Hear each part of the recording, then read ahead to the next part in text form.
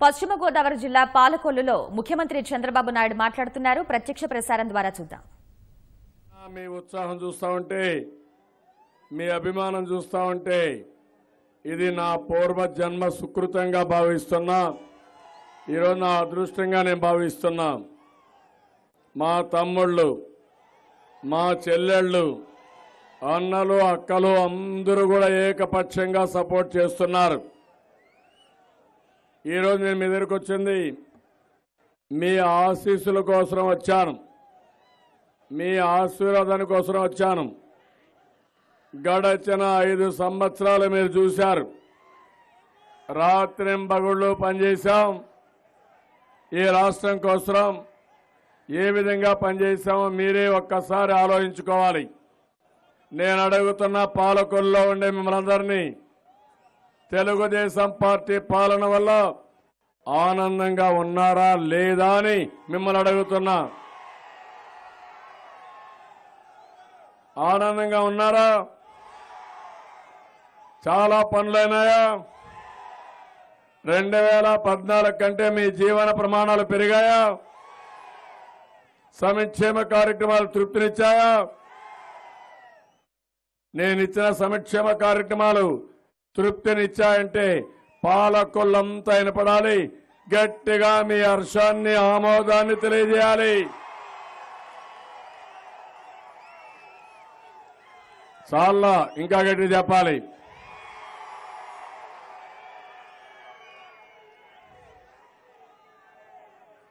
ఆ రోజు నేను ఒకటే ఆలోచించాను.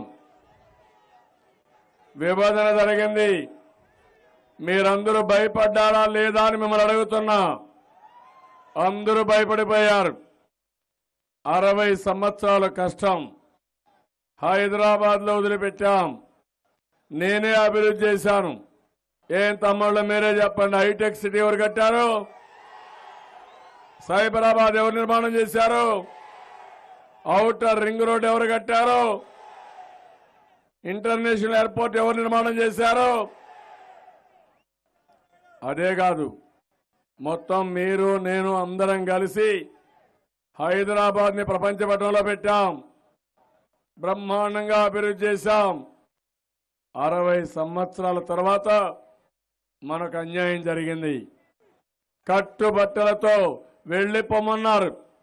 ఒక మాటలో చెప్పాలంటే మామూలుగా కాదు, అవమానాలతో మనల్ని ఇక్కడికి పంపించారు. ఆ విషయం మీరు గుర్తుపెట్టుకోవాల్సిన అవసరం ఉంది. అక్కడి నుంచి వచ్చాం. మొదటి రోజుల్లో నేను కూడా భయపడ్డాను. మీరు నా మీద ఒక నమ్మకం పెట్టుకున్నారు. అందరూ కలిశారు. ఒక్క నేను తప్ప వేరే వాళ్ళు ఎవరు ఈ రాష్ట్రాన్ని కాపాడలేరని మీరందరూ 2014 నాకు ఓట్లేసి గెలిపించారు. మీకెవ్వరికైనా ఏ లోటని రానిచ్చాను? నేను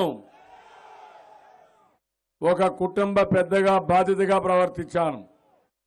రాత్రింబగళ్ళలో పనిచేశాను. ఆ రోజు నా పాదయాత్రలు ఇక్కడ కూడా 150 కిలోమీటర్లు నడిచాను. నేను చూశాను పెద్దవాళ్ళందరినీ, ముసలి వాళ్ళందరినీ. పిల్లలు కూడా చూసుకోలేకపోయారు. నేను ఒకే ఒక మాట ఇచ్చాను. ఆ మాట మీకు పెద్ద కొడుకుగా ఉంటా, మిమ్మల్ని ఆదుకుంటా, మీ పిల్లలు చూసుకోకపోయినా నేనున్నాననే ఒక భరోసా ఇచ్చి ముందుకు పోయాను. 200 రూపాయలు 1000 రూపాయలు చేశాం. ఈరోజు 1000 రూపాయలని 2000 రూపాయలు చేశాను. అంటే 5 ఏళ్లలో 10 రెట్లు 200 రూపాయలు 2000 చేసిన ప్రభుత్వం ఈ తెలుగుదేశం ప్రభుత్వం, అవునా కాదా? తమ్ముళ్ళు, ఇదే కాదు, ఒకప్పుడైతే ముసలి వాళ్ళు ఎవరు చూసేవాళ్ళు కాదు. ఇప్పుడు అందరూ చూస్తున్నారు బాగా. కోడళ్ళు అయితే చాలా జాగ్రత్తగా చూసుకున్నారు ముసలి వాళ్ళందరినీ. పిల్లలందరూ దగ్గరికి వస్తున్నారు, మనవాళ్ళు మనవరాళ్ళు. ఎందుకు? చాక్లెట్ కొనిస్తారు, తాత డబ్బులున్నాయి, అమ్మమ్మ దగ్గర డబ్బులున్నాయని వాళ్ళు కూడా వస్తున్నారు. తమ్ముళ్ళు, అది నేను ఇచ్చిన గౌరవం ఈ పెద్దలకని చెప్పి కూడా నేను మీకు తెలియజేస్తున్నా. డబ్బులుంటే అందరూ గౌరవిస్తారు కదా, డబ్బులు లేకపోతే ఎవరైనా గౌరవిస్తారా? మా ఆడబిడ్డలు ఉన్నారు, వాళ్ళైతే ₹1 కావాలంటే మగవాళ్ళ పర్మిషన్ కావాలి. మీకు ఒకప్పుడు సినిమా పోవాలంటే పర్మిషన్ కావాలి, మగవాళ్ళకి మాత్రం అవసరంలా, మా ఆడబిడ్డలకే కావాలి. అదే మరిగా చిన్నప్పుడు తల్లిదండ్రుల పైన, పెద్ద అయిన తర్వాత భర్తల పైన, ముసలి వాళ్ళైతే మళ్ళా పిల్లల పైన ఆధారపడే పరిస్థితి వచ్చింది. నేను ఒకటే ఆలోచించా, మా చెల్లెళ్ళకి మా అక్కలకి ఆత్మ గౌరవం పెంచాలని. ఈరోజు మీరు చూస్తే ఆర్థికంగా పైకి తేవాలని ఒక నడిగే పనిలా మా ఆడబిడ్డలే మీకు కావాలంటే డబ్బులు ఇస్తారు. తమ్ముళ్ళు కొడుకులకి భర్తలకి డబ్బులు ఇచ్చే పరిస్థితి తీసుకొచ్చా. ఇదే మార్పు. పసుపు కుంకుమ పెట్టా మీ సౌభాగ్యం కోసం, మీరు గుర్తుపెట్టుకోవాలి. మొదటిసారి ఇచ్చా, ఇప్పుడు రెండోసారి ఇచ్చా, మళ్ళీ మళ్ళీ మళ్ళీ మళ్ళీ ఇస్తానే ఉంటా మీకు ఎప్పుడు వీలైతే అప్పుడు. దీనికి చెప్పి ఇవ్వాల్సిన పని లేదు. అన్న అభిమానం చెల్లెలకి ఎప్పుడు అవసరమైతే ఒక అన్నగా చంద్రన్న అంటే మీకు పలకతానని మా ఆడబిడ్డలందరికీ విజ్ఞప్తి చేస్తున్నా. మీ ఆర్థికంగా మిమ్మల్ని పైకి తీసుకొస్తా. వంట గ్యాస్ ఇచ్చా, కట్టెల పొయ్యలు లేవు, మరుగుదొడ్డి కట్టించా, ఆత్మ గౌరవాన్ని పెంచా, ఆస్తులన్నీ మీ పేరుతోనే పెట్టా. మగవాళ్ళ పేరు కంటే మీ పేరుతో పెడితే బాగుంటుందని ఆస్తులన్నీ మీ పేరుతో పెట్టా. ఇండ్లు కూడా మీ పేరుతోనే కట్టిస్తున్నా. ఈరోజు ఒక మంచి అనౌన్స్మెంట్ చేస్తున్నాను. ఈ పాలకుల్లో మన రామానాయుడు ఉన్నాడు.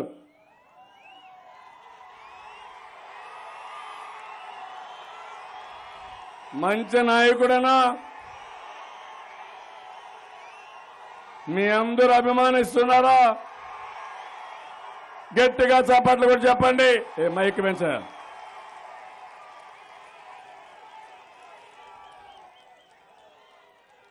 ఇక్కడికి వస్తే రామానాయుడు గారి ఆధ్వర్యంలో ఈ నియోజకవర్గంలో 7,159 పట్టణ ప్రాంతాల్లో ఇండ్లు కట్టారు.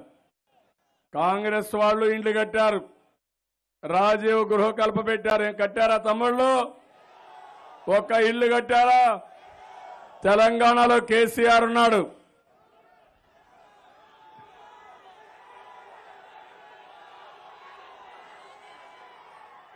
వస్తా, మీ రోషం చూస్తా, మీ పౌరుషం చూస్తా.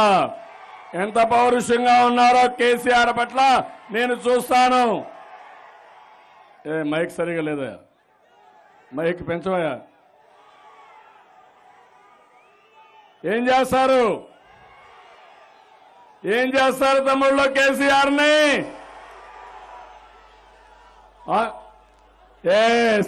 ఆ రోషం రావాలి.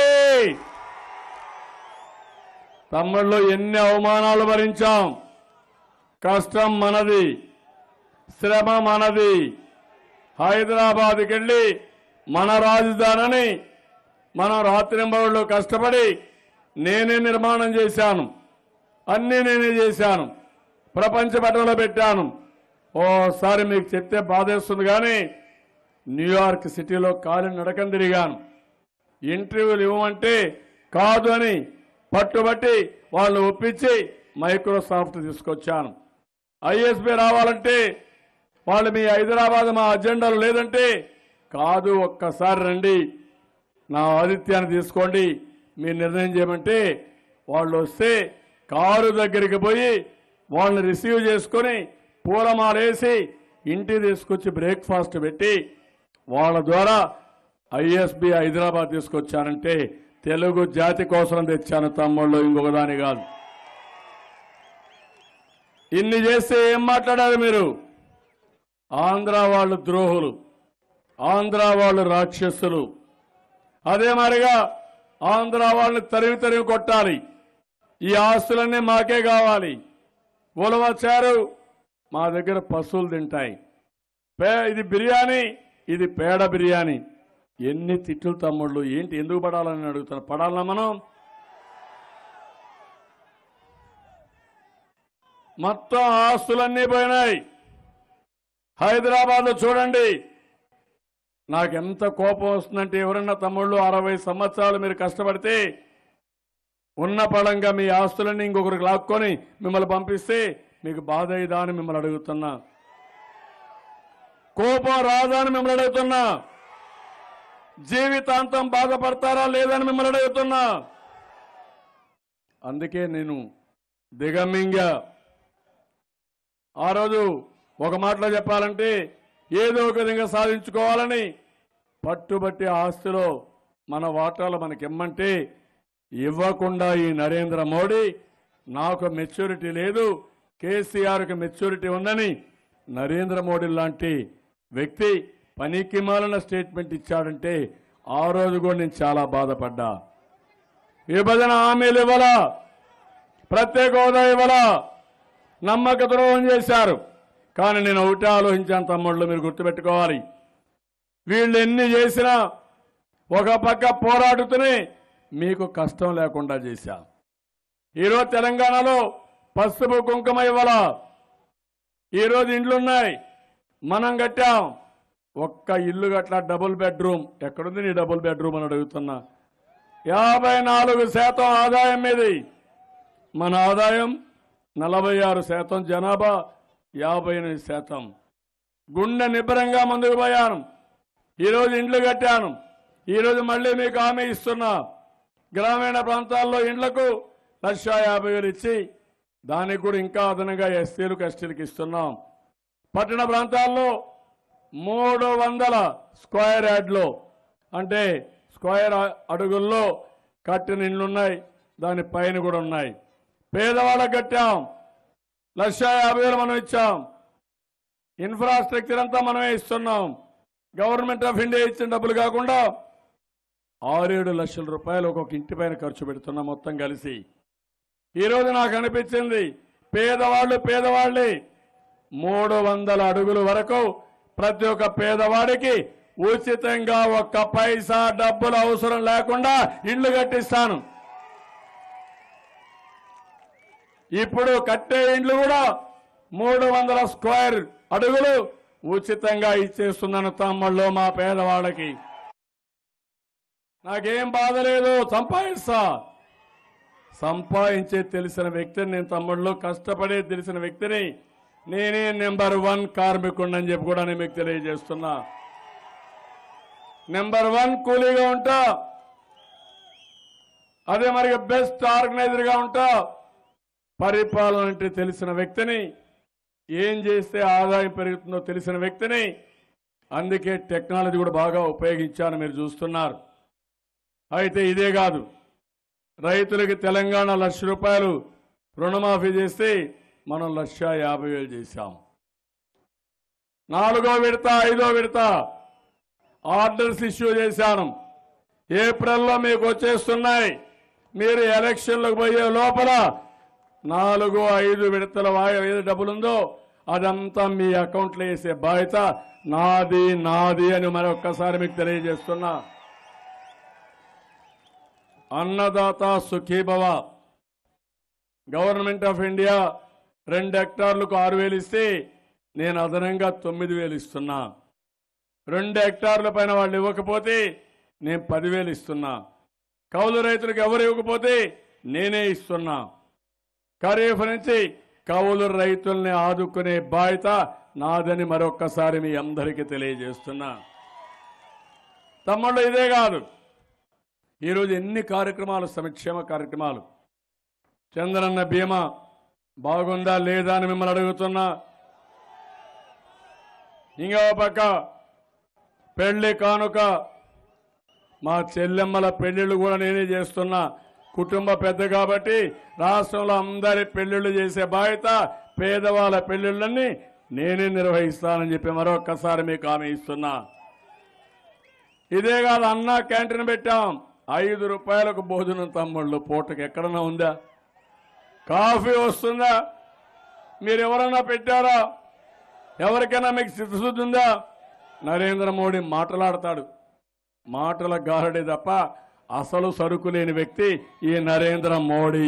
ఆ విషయం మీరు గుర్తుపెట్టుకోవాలి. చెప్పేటన్ని శ్రీరంగ నీతులు, చేసే పనులన్నీ తప్పుడు పనులే. ఏ పని లేదు. ఇంకో పక్కన ఈరోజు మీరు చూస్తే ఆహార భద్రత ఇచ్చా. ఇవన్నీ కూడా నేను ఒకటే ఆలోచించాను. నేను కుటుంబ పెద్దగా కష్టపడేది మీకోసరం కష్టపడుతున్నా, పేదవాళ్ళ కోసరం కష్టపడుతున్నా, అండగా ఉంటా, మిమ్మల్ని బాగా చదివిస్తా, ఉద్యోగాలు ఇప్పిస్తా. ఈరోజు మీరు చూశారు తమ్ముళ్ళు, నా మీద ఒక విశ్వసనీయత. రైతులు 34,000 ఎకరాలు ఇచ్చారు రాజధానికి. అదే జగన్మోహన్ రెడ్డి చూస్తే 1 ఎకరా ఇస్తారు తమ్ముళ్ళు. భూమి లాక్కుంటాడు. మీ వ్యాన్ పిక్ సిటీ చూశారు, లేపాక్షి మీరు చూశారు, మొత్తం అడ్డంగా వెన్నీ అయిపోయినాయి. ఇప్పుడు పేపర్లో కూడా ఈరోజు చూసుంటారు. 31 కేసులుండి ఏకైక నాయకుడు భారతదేశంలో జగన్మోహన్ రెడ్డి ఒక్కడే. వస్తా కోడికత్తి కట్టుకుంది. కోడికత్తి పార్టీ, కోడికత్తి ఎక్కడికి పోతున్నారు నాకు అర్థం కాల. ఇంకో పక్కన 1-2 కార్యక్రమాలు కాకుండా అనేక కార్యక్రమాలకి కడాన మీరు పిల్లలు కూడా ఏ మాత్రం ఇబ్బంది లేకుండా చదువుకున్నాక ఇంట్లో పాకెట్ మనీ అడిగే పరిస్థితి లేదు. నేనే 2,000 రూపాయలు ఇస్తున్నా, మళ్ళా నైపుణ్యాన్ని నేర్పిస్తున్నా, మళ్ళా ఉద్యోగం కూడా ఇప్పిస్తా. ఎవరైనా కానీ ఇంట్లో అడిగి అమ్మా నాన్న తిట్టే పరిస్థితి లేకుండా నిన్ను చదివించాం, ఇంకా కూడా నువ్వేం పని చేయలేదనకుండా మా తమ్ముళ్ళ ఆత్మగౌరవాన్ని పెంచడానికి 2,000 రూపాయలు ఇచ్చి అక్కడి నుంచి పూర్తిగా ఉద్యోగాలు ఇప్పించే వరకు అండగా ఉంటా. ఇంకొక పక్కన ఎవరైనా ఇంట్లో అలిగితే తమ్ముళ్ళు నేరుగా కోపం తగ్గే వరకు అన్నా క్యాంటీన్లో భోంచేసి బ్రహ్మాండంగా ముందుకు పోవచ్చు. మీరు మళ్ళా కోపం తగ్గిన తర్వాత ఇంటికి రండి, పర్మనెంట్గా అన్నా క్యాంటీన్లో సెటిల్ కావద్దండి. ఒక పరిశుభ్రమైన వాతావరణం మీరు చూశారు. ఊర్లో టౌన్లో వీధి దీపాలు, ఒకప్పుడు వీధి దీపాలే లేవు, ఇప్పుడు వీధి దీపాలు, ఎల్ఈడి బల్బులు, మరుగుదొడ్లు, అదే మరిగా మంచినీళ్ళు కొరత లేకుండా చేశాం. పోలవరం పూర్తి చేస్తే వెస్ట్ గోదావరి జిల్లాలో ప్రతి ఒక్క ఎకరాకు నీళ్లు ఇచ్చే బాధ్యత నేను తీసుకుంటున్నానని మరొక్కసారి మీ అందరికీ హామీ ఇస్తున్నా. అభివృద్ధి కార్యక్రమాలకు కొరత లేదు, సంక్షేమ కార్యక్రమాలు చేశాం. అయితే రాజకీయాలు కూడా మీరు ఆలోచించాలి. మోడీ, కేసీఆర్ ఇద్దరు మన మీద కత్తి కట్టారు తమ్ముళ్ళు. నేను అడుగుతున్నా, కేసీఆర్కి ఇక్కడ ఏం పని అని అడుగుతున్నా. నాకు రిటర్న్ గిఫ్ట్ ఇస్తాడంట కేసీఆర్. ఒప్పుకుంటారా తమ్ముళ్ళు? ఇది మన ఆత్మగౌరవానికి సవాల్ అవునా కాదా అని మిమ్మల్ని అడుగుతున్నా. ఇక్కడున్నాడు కోడికత్తి పార్టీ ఒకటి ఉంది, ఇక్కడ లోటస్ పాండ్లోనే ఉంటాడు. ఈయన జుట్టు కేసీఆర్ చేతుల్లో ఉంది. ఆడమంటే ఆడతాడు, ఎగరమంటే ఎగరతాడు, కూర్చోమంటే కూర్చుంటాడు. అలాంటి వ్యక్తి నిన్న తమ్ముళ్ళు అఫిడవిట్ వేస్తే అది కూడా మీరు చూస్తే 41 పేజీల అఫిడవిట్ అనుకుంటా. ఆ అఫిడవిట్లో మొత్తం స్టాంప్ పేపర్ కూడా ఎక్కడ కొన్నాడంటే హైదరాబాద్ అని కొన్నాడు. స్టాంప్ పేపర్ కూడా అక్కడే కొన్నాడు. అంటే మనందరం అమాయకులం ఇక్కడ కూర్చొని రాజకీయం చేయడం, ఈ కష్టాల్లో ఉండడం. ఇది చూడండి, ఇంత పెద్ద అఫిడవిట్ ఎక్కడా ఎవరిది ఉండదు. ఇది చూస్తే ఒక్కసారి తమ్ముళ్ళు కేసులు, సిబిఐ ఎంక్వైరీలు, ఆల్మోస్ట్ అన్ని ఎంక్వైరీలు మీరు చూస్తే ఎక్కడా లేనన్ని కేసులు నేను వస్తాను. ఆ కేసుల ద్వారా కూడా ఈరోజు మీరు చూస్తే 31 కేసుల్లో నిందితుడు జగన్. ఏమంటారమ్మా మీరు? ఈరోజు ఇది వచ్చినప్పుడు నేను దాని గురించి కూడా 1 నిమిషం మాట్లాడతా. ముందు కేసీఆర్ కథ తెలుసుకోరు, అక్కడికి వెళదాం మనం. ఇప్పుడు కేసీఆర్ని నాకు రిటర్న్ గిఫ్ట్ పంపిస్తానని కేసీఆర్కు మన జగన్మోహన్ రెడ్డి డబ్బులు పంపించాడు. 1000 కోట్లు పంపించాడు. నేను అడుగుతున్నా, రూలింగ్ పార్టీలో రామానాయుడు దగ్గర డబ్బులు లేవు, నా దగ్గర కూడా డబ్బులు లేవు. కానీ జగన్మోహన్ రెడ్డి దగ్గర కోడికత్తి పార్టీ దగ్గర మాత్రం బ్రహ్మాండంగా డబ్బులున్నాయి. ఇక్కడ ఒక ఎమ్మెల్యేని చూశారు ఇప్పుడు వైఎస్ఆర్ కాంగ్రెస్. నేను అనుకున్నా పెద్ద మనిషి అని. ఏం పెద్ద మనిషో నాకైతే అర్థం కాల. తొలి రోజుల్లో నేనే పిలిచా, ఎమ్మెల్యేగా ఉండమన్నా ఉన్నాడు. ఆ తర్వాత ఆయన వయసు మళ్ళింది. నేను ఆలోచించా, రామానాయుడు చురుగ్గా ఉన్నాడు, ఫ్యూచర్ లీడర్గా తయారవుతాడు. రామానాయుడికి ఇవ్వాలని నేను నిర్ణయిస్తే కాదు నేనే ఉంటానన్నాడు. కాదు ఈయనైతే బాగుంటుంది, మిమ్మల్ని వేరే విధంగా చూసుకుంటానంటే ఒప్పుకోకుండా ఇండిపెండెంట్ గా ఉన్నాడు, పోటీ చేశాడు.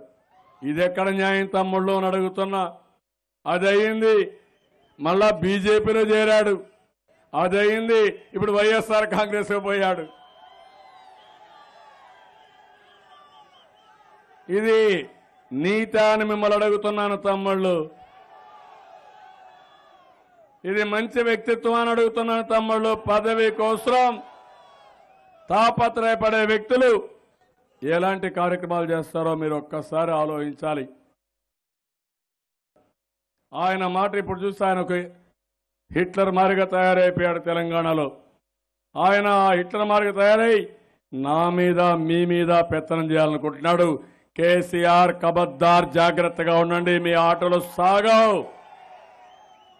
హైదరాబాద్ లో మన వాళ్ళుంటే ఆస్తుల పైన పడ్డాడు, ఆర్థిక మూలాల పైన పడ్డాడు. 60 ఏళ్లుగా కొంతమంది ఆస్తులు కొన్నారు, భూములున్నాయి, ఇండ్లున్నాయి, వ్యాపారాలున్నాయి. వాళ్ళ మీద పడ్డాడు, అధికారుల మీద పడ్డాడు.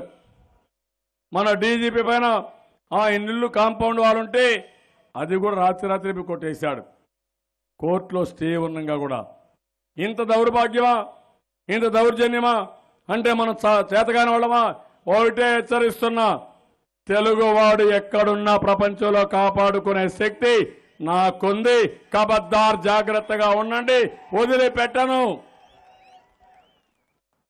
ఒకప్పుడు హైదరాబాద్ నడిబొడ్డులో ఉండి హైదరాబాద్ అభివృద్ధి చేశా.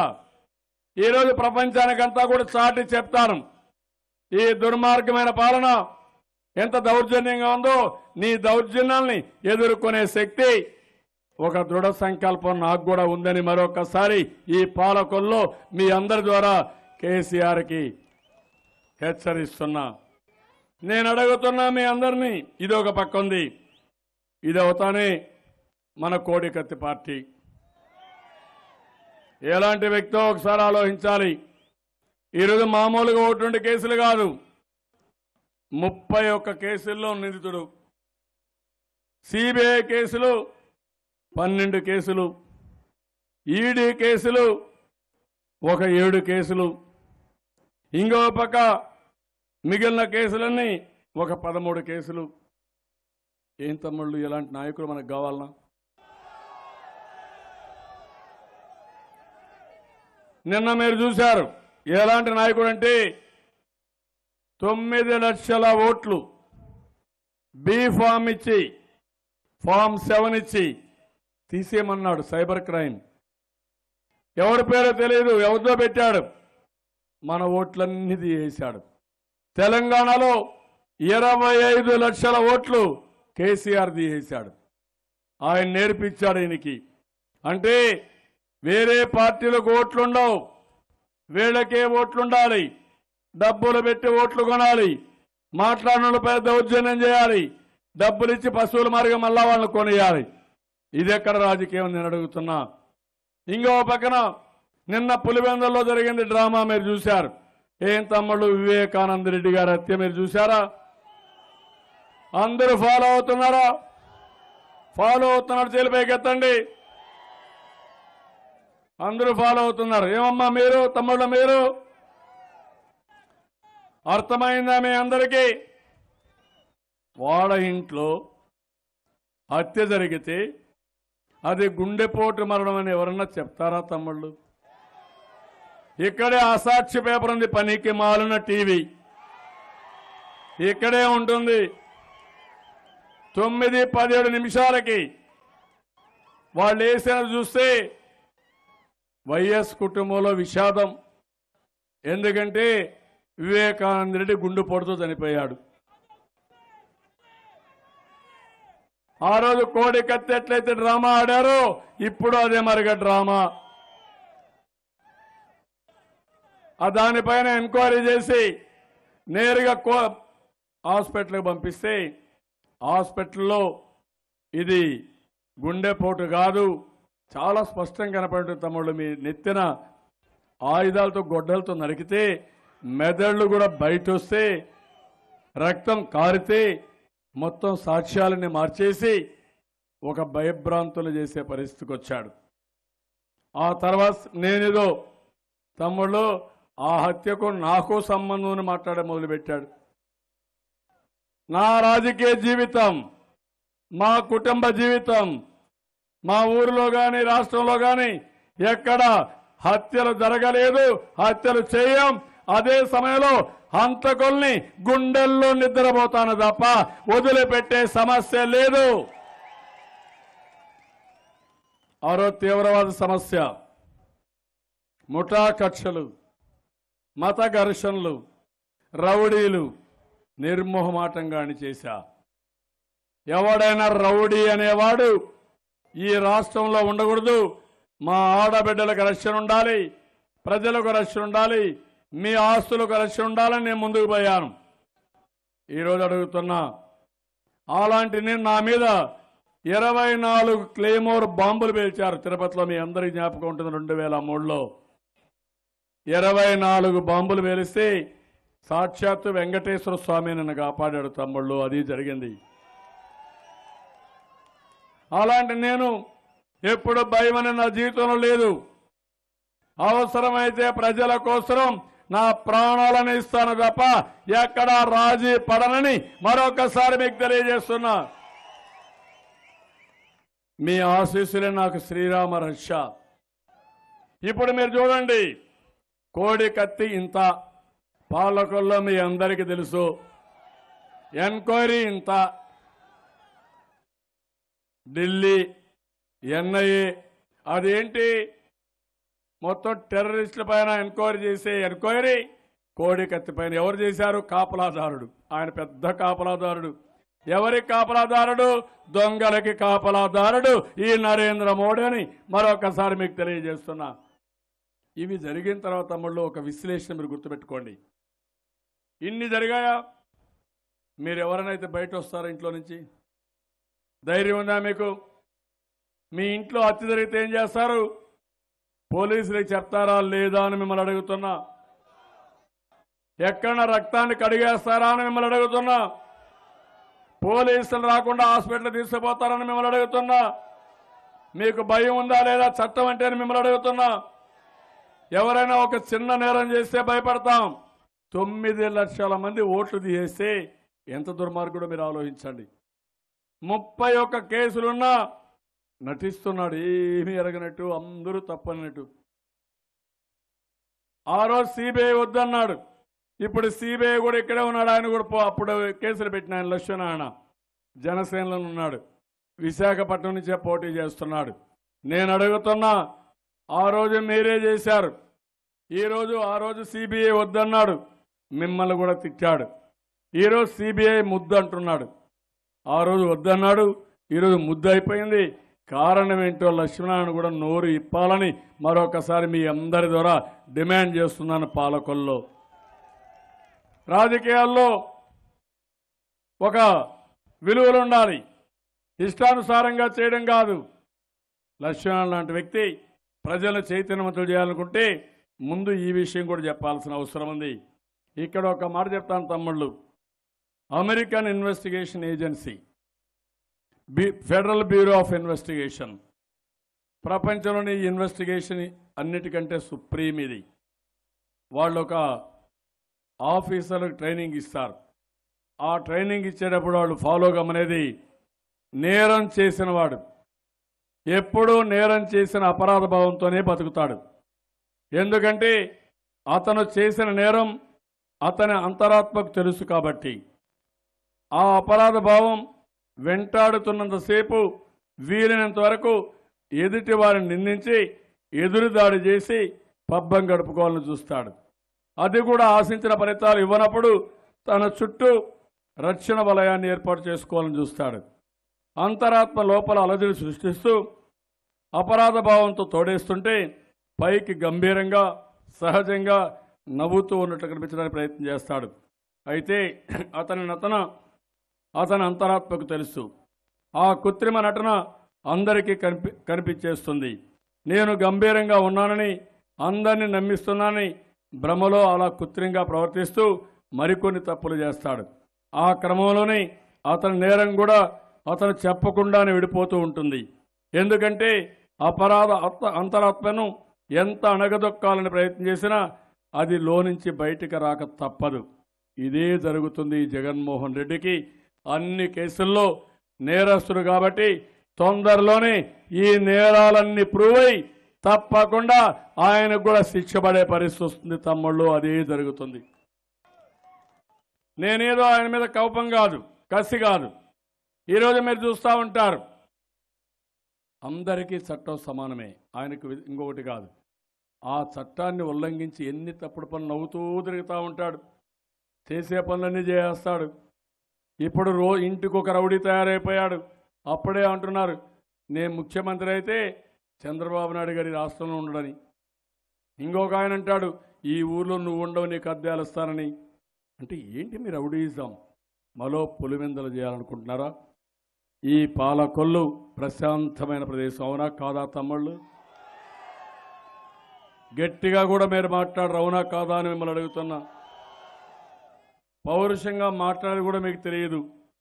గౌరవంగా చాలా వినమ్రంగా ఉంటారు మీరు. అలాంటి వాళ్ళుండే వ్యక్తి, మంచి వాళ్ళు ఉండే వ్యక్తి ప్లేస్ ఇది. అలాంటిది ఇక్కడ ఇలాంటి రౌడీయిజానికి స్కోప్ ఇస్తామా అని మిమ్మల్ని అందరిని అడుగుతున్నా. కేసీఆర్కి దాసోహం అంటావని నేను అడుగుతున్నా. ఇంకో పక్క మన ఎంపీ ఉన్నాడు శివ, మంచి ఎమ్మెల్యే, నేను చూశాను. క్వైట్గా ఉంటాడు, చాలా కష్టపడతాడు, సిస్టమేటిక్ వర్క్ చేస్తాడు, సేవాభావంతో నేను చూశాను. ఆ నియోజకవర్గాన్ని బ్రహ్మాండంగా అభివృద్ధి చేయాలని ఉండి నియోజకవర్గాన్ని బాగా అభివృద్ధి చేసిన వ్యక్తి మన శివ అని చెప్పి కూడా నేను మీకు తెలియజేస్తున్నా. నేను ఆలోచించాను, ఎమ్మెల్యే ఎంపీలు కూడా మీ వాళ్ళు ఉండాలి, ప్రజల్లో ఉండాలి. నేను వైఎస్ఆర్ కాంగ్రెస్ గురించి చెప్పక్కర్లేదు, ఆ ఎంపీని గురించి తమ్ముళ్ళు. అతనికి మనకు పోలికుందా అని మిమ్మల్ని అడుగుతున్నా. ఇలాంటి వాళ్ళు మనకు కావాలన్నా ఈ ప్రాంతానికి అడుగుతున్నా. అందుకనే మీరు ఆలోచించుకోవాలి. ఇద్దరు కూడా నికారస్తైన వ్యక్తులు, చాలా పట్టుదలతో పనిచేసే వ్యక్తులు, ఈ రాష్ట్రాన్ని అభివృద్ధి చేసే వ్యక్తులు. ఇంకొక విషయం కూడా మీరు గుర్తుపెట్టుకోవాలి, అన్ని పనులు చేశాం, సంక్షేమ కార్యక్రమాలు పీక్ తీసుకెళ్ళాం, అభివృద్ధి కార్యక్రమాలు బ్రహ్మాండంగా చేశాం. ఇప్పుడే నిమ్మ రామనాయుడు గారు చెప్పినట్టు ఇంకా చిన్న చిన్న పనులున్నాయి. నీళ్లు రాబోయే రోజులు ఇంటింటికి ఇస్తాం, మురిక్కాళ్ళు కడతాం. ఆ తర్వాత మీ ఆదాయాన్ని పెంచే మార్గం, మీ జీవన ప్రమాణాలు పెంచే మార్గం ఆలోచిస్తాం. స్వచ్ఛమైన గాలి, స్వచ్ఛమైన నీళ్లు, స్వచ్ఛమైన ఆహారం, ప్రకృతి సేద్యం, వీటికి పోతాం. ఇప్పుడు నేను అందరికీ ఫోన్లు ఉన్నాయి. ఇంకా నేను ఒకటి ఆలోచించా, మా ఆడబిడ్డలకి ఒక స్మార్ట్ ఫోన్ ఒకటి, ప్రతి ఒక్క ఆడబిడ్డకు ఒక స్మార్ట్ ఫోన్ తొందరలోనే ఇవ్వబోతున్నా. ఆ ఫోన్ పెట్టుకొని, ఒక యాప్ పెట్టుకొని, మీకు ఏ పనున్నా చంద్రన్న నాకు ఈ పని ఉందంటే చెల్లెమ్మ నేను చేస్తానని చేసి మళ్ళా మీకు సమాచారం ఇస్తా. బారి పడకుండా కాపాడడం తెలంగాణలో ఉండే కేసీఆర్ పెత్తనం ఇక్కడ జరగదు. అదే మరి నరేంద్ర మోడీ చేసిన అన్యాయానికి గుణపాఠం చెప్పడానికి మీరందరూ ఒకటి కావాలి. ఇంత మునిపే నాయుడు గారు ఒక మాట చెప్పారు, రామనాయుడు గారు, ఏకపక్షంగా ఎన్నికలు జరగాలి. 2014లో కాంగ్రెస్ పార్టీకి గుణపాఠం చెప్పారు మీరంతా, ఒక్క ఓటేయకుండా, అవునా కాదా? దానికంటే ఎక్కువ ద్రోహం చేసిన వ్యక్తి మౌడి కంటే కూడా ఇక్కడ ఉండే వంతాదు పాడే వ్యక్తి ఉన్నాడు. ఈరోజు ఒకటి చూడండి మీరు, ఫ్యాన్ ఇక్కడ తిరుగుతుంది, దానికి స్విచ్ హైదరాబాద్లో ఉంటుంది, కరెంటు ఢిల్లీలో ఉంటుంది. నరేంద్ర మోడీ కరెంట్ ఇస్తే కేసీఆర్ స్విచ్ ఆన్ చేస్తే ఇక్కడ ఫ్యాన్ తిరుగుతుంది. మీరు చేయాల్సిన పని ఒకటి ఉంది, ఆ ఫ్యాన్ని చిత్తుగా ఓడించి ఆయన స్విచ్ చేసినా, ఆయన కరెంట్ వేసినా ఇచ్చినా ఫ్యాన్ తిరిగే పని ఉండకూడదు. నేను అడుగుతున్నా, మీలో రోషం వచ్చిందా అని మిమ్మల్ని అడుగుతున్నా, కోపం ఉందా అని మిమ్మల్ని అడుగుతున్నా, కేసీఆర్ మీద యుద్ధం చేస్తామా లేదని మిమ్మల్ని అడుగుతున్నా. భయపడాలన్నా మనం?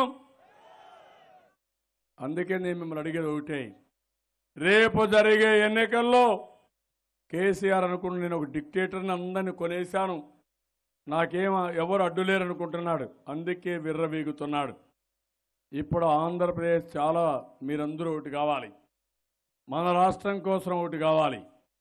ఏకపక్షంగా ఎలక్షన్లు జరగాలి. ఒక్క ఓటు కూడా వేరే వాళ్ళకి పోవడానికి వీలు లేదు. ఎవరన్నా ఒక ఓటు అటు ఇటు వేస్తే ఆ ఓటు వృధా తప్ప, ఒకవేళ వేసినా ఇప్పుడు మళ్ళా కనపడరు, వీళ్ళు ఎవ్వరూ కనపడరు. కనపడే శివానే కనపడస్తాడు, రామానాయుడు గారే కనపడస్తారు. ఆ విషయం మీరు గుర్తుపెట్టుకోవాల్సిన అవసరం ఉంది.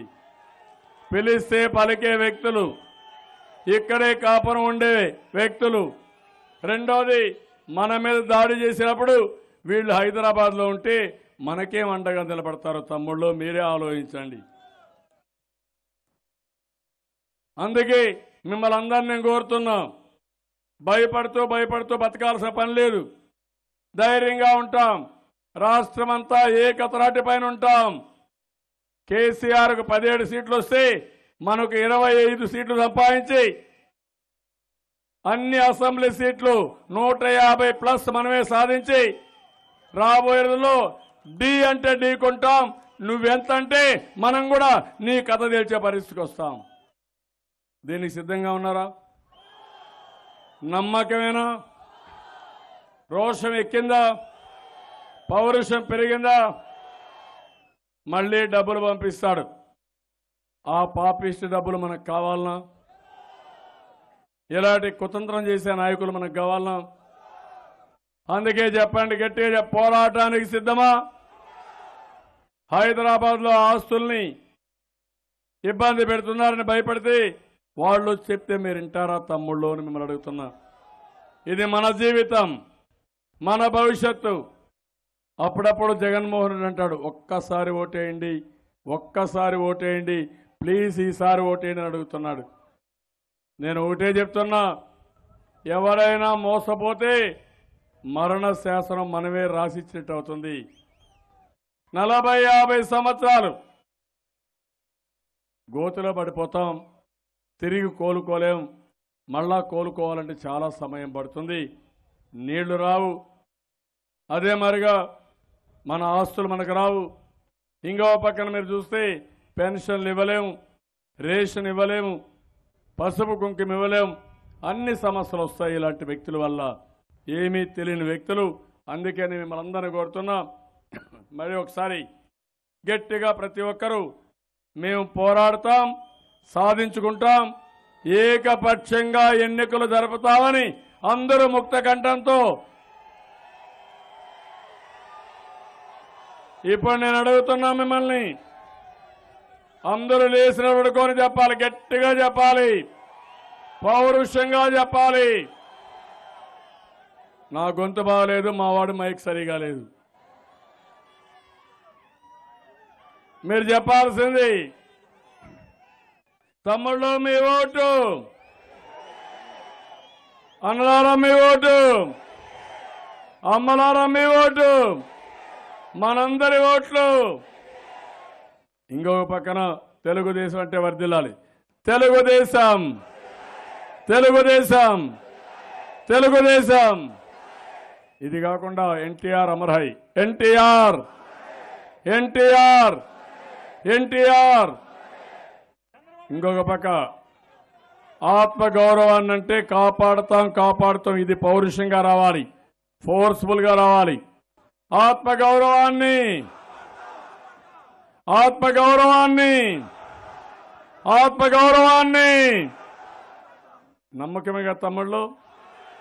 ఎన్ని ఓట్ల మెజారిటీ గెలిపిస్తున్నారు రామానాయుడిని? కుప్పాను కంటే ఎక్కువ గెలిపిస్తారా? నమ్మకమేనా? రామానాయుడి పైన మీకు అభిమానం ఉందా? కుప్పంలో నేను పోలా, నామినేషన్ కూడా ఇక్కడి నుంచి వేసా. అక్కడ కార్యకర్తలు ప్రజలే చూసుకున్నారు. ఈసారి కూడా 75,000తో గెలిపిస్తా ఉంటున్నారు. మీరు ఎన్ని ఓట్లతో గెలిపిస్తారని అడుగుతున్నా. ఏకపక్షంగా ఎన్నికలు ఉండాలి. కోడి కత్తి పార్టీకి ఎక్కడా ప్లేసే ఉండకూడదు. అడ్రస్సే గల్లంతు కావాలి. చేస్తారా? నమ్మకమేనా? నమ్మమంటారా? భరోసా ఇస్తున్నారా? తమ్ముళ్ళు, అన్ని పనులు మనమే చేసిన తర్వాత మనం ధైర్యంగా పోవడం తప్ప ఎలాంటి